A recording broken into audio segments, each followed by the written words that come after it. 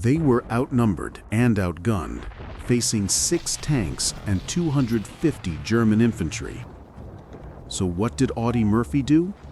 He ordered his men back, stayed behind, and single-handedly held the line for an hour against impossible odds. Welcome to History Vault. On a frigid, snow-covered afternoon on January 26, 1945, near Haute-Soir, France, some 40 battle-weary U.S. troops, led by 19-year-old Audie Murphy, shivered in an exposed clearing. They were instructed to hold a critical roadway until delayed reinforcements arrived. At 2 p.m., the silence was violently broken by an enemy artillery barrage, followed by the terrifying sight of 250 German troops and 6 tanks emerging from the woods, lining up for a full-scale assault. Murphy, a baby-faced Texan who had already earned the Distinguished Service Cross and 2 Silver Stars, felt the familiar surge of panic. Yet, 18 months of brutal combat had taught him to channel fear into action. Knowing his small force stood no chance against such overwhelming power, he ordered most of his men to withdraw to defensive positions along a nearby tree line.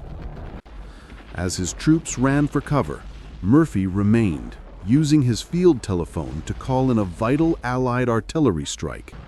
He managed to transmit his coordinates just as enemy tank fire erupted around him. One shell shattered a nearby tree, spraying deadly shrapnel.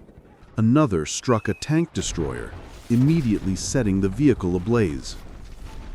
His command post was collapsing, but Murphy held his ground, desperately adjusting the friendly fire.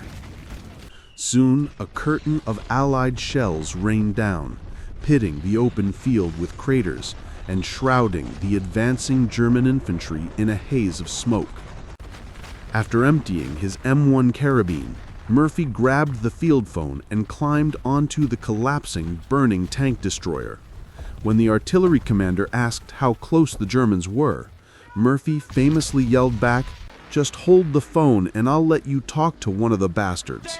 The tank destroyer was being engulfed by flames, but Murphy spotted that its .50 caliber machine gun was still functional.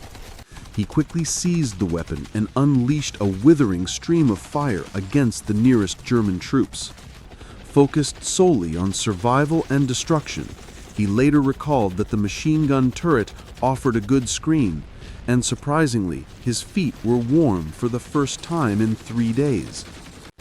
He continued his one-man defense, mowing down Nazi troopers by the dozen and forcing the tanks to halt their advance, all while directing the Allied artillery ever closer to his solitary, exposed position. From their cover on the tree line, most of Murphy's troops could only watch in shock. Private Anthony Abramsky later wrote, "I expected to see the whole damn tank destroyer blow up under him any minute."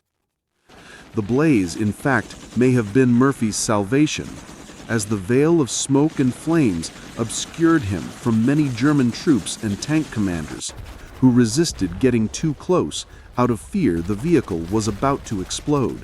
Despite the hail of Allied artillery, fresh waves of German infantrymen continued inching toward Murphy's position. One squad attempting a flanking maneuver on his right was immediately cut down by pinpoint fire from his .50 caliber gun. As Murphy continued his one-man attack, German gunners riddled his smoldering tank destroyer with small arms and tank fire. One blast nearly threw him from the vehicle and sent razor-sharp shrapnel into his leg, but he took no account of the wound and kept fighting. It was only when Murphy finally ran out of ammunition that he withdrew.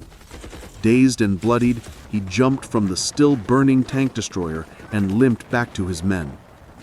The thought that kept racing through his mind, he later wrote, was simple: how come I'm not dead?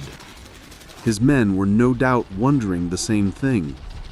Abramsky declared it the greatest display of guts and courage I have ever seen, noting that Murphy had held off the enemy single-handedly for an hour, killing or wounding some 50 enemy troops and directing artillery against dozens more. Even upon reaching safety, he refused evacuation, instead rallying his men in a counterattack that drove the Germans back into the woods. Audie Murphy was hailed a national hero and awarded the Medal of Honor for his jaw-dropping exploits at Holzwar. Not wanting to risk the life of its newest celebrity soldier, the Army immediately reassigned him as a liaison officer to keep him out of combat until the war ended. By then, the battle-hardened GI had endured 3 wounds, a nasty case of malaria, gangrene, and more dead friends than he cared to remember. His mixed feelings about the war's conclusion were summed up in a later quote, "There is VE day without, but no peace within." Returning home in June 1945 to a hero's welcome that included parades and a cover feature on Life magazine, Murphy took his boyish good looks to Hollywood on the advice of James Cagney. He forged a film career that included more than 40 credits, mostly in westerns and war films. His most famous role came in 1955, when he played himself in To Hell and Back, a blockbuster adaptation of his own World War II memoir.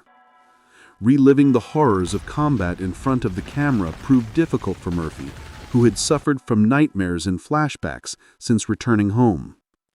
He later spoke publicly about his decades-long struggle with post-traumatic stress disorder, PTSD, urging the U.S. government to provide better mental health care for its veterans. Despite having won several dozen medals for valor, Murphy always resisted attempts to label him a hero, telling reporters, "Bravery is just determination to do a job that you know has to be done. I just fought to stay alive, like anyone else, I guess."